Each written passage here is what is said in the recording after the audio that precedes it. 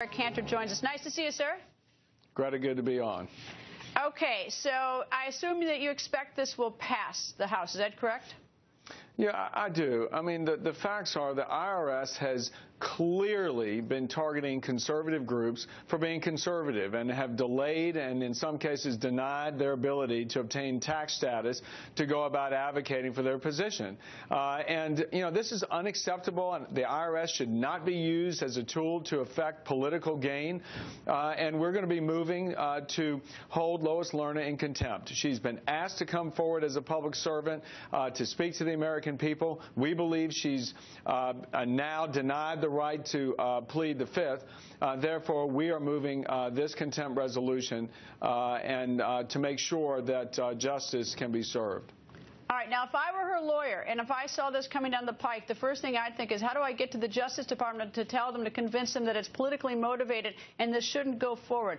Do you know if anything is being done to sort of head it off the path that way? Or do you have any reason to believe that Eric Holder, the Attorney General, will take seriously and will investigate a resolution of contempt from Congress? Well, he ought to take seriously this resolution. I mean, look at what's been going on within the DOJ. The person that's been charged with the interviews of Lois Lerner, we are told through reports, has not even put Lois Lerner under oath. Now, perhaps one would think that that falls short of trying to get to the bottom of a situation where it seems a neutral instrument like the tax enforcement agency is being used to affect political gain. But, you know, again, these are the type of things that are very concerning, I think, to most Americans. This goes against the grain of who we are, the very trust in our system of justice. This is why the House is moving to pass this resolution. All right. If the Attorney General says, tough, I'm just not doing it, is that the end of it, or do you have any other recourse beyond that?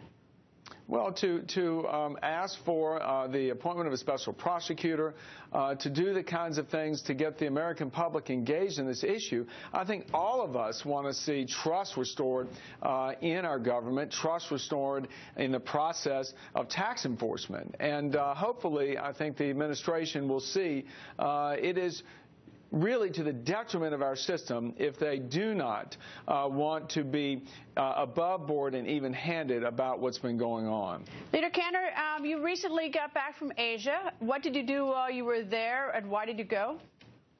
Well, first of all, you know, we're about to embark upon the process of prioritizing taxpayer dollars for expenditure. And one of those big priorities, as far as I'm concerned, is national security. In the region of the Asia-Pacific, the U.S. has an existential threat, and that is coming from a maniacal dictator in Kim Jong-un in North Korea. So we went to the region to talk to our commanders in the field, as well as to our allies that are equally worried about this threat and are staying awake at night because of it. That's one of the missions that we were on in that trip. Secondarily, let me just stop you right there for a second. Let me just ask you about that, because I've been to North Korea 3 times. The people there are convinced that every single day, you and I and every other American is training to kill them. You know, that they're fighting some war that we simply are not. This is a far bigger problem. I mean, how do we possibly sort of penetrate that thinking if they think Saturday night we're not ordering pizza, but we're out there training to kill them? Right, and that's part of the message that the Chinese tried to deliver to us as well, that they believe that we are the problem in the region. We obviously disagree with that strongly. The instability that Kim Jong-un is creating in that region, the fear, the reaction on the part of our allies in Japan and Korea are obviously reactions that we also have. We're going to be ready, God forbid, if there is some act by this maniac in North Korea that could be devastating. All right, let me ask you about something that's sort of a lighter note.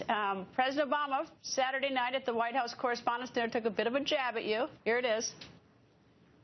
While you guys focus on the horse race, I'm going to do what I do. I'm going to be focused on everyday Americans. Just yesterday, I read a heartbreaking letter. You know, I get letters from folks around the country every day. I get 10 that I read. This one got to me. A Virginia man who's been stuck in the same part-time job for years, no respect from his boss, no chance to get ahead.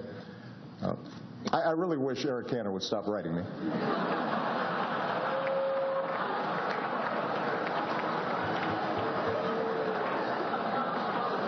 You can just pick up the phone, Eric. Okay, Leader Cantor, your response, sir. Oh, that's funny. Well, first of all, I was unable to be there to hear it. I was in Ann Arbor, Michigan at my daughter's graduation from the University of Michigan there, so I missed that joke. But, you know, I would say, Greta, I think you know that my phone calls with the president don't always go so well. Maybe I ought to start writing him instead of calling.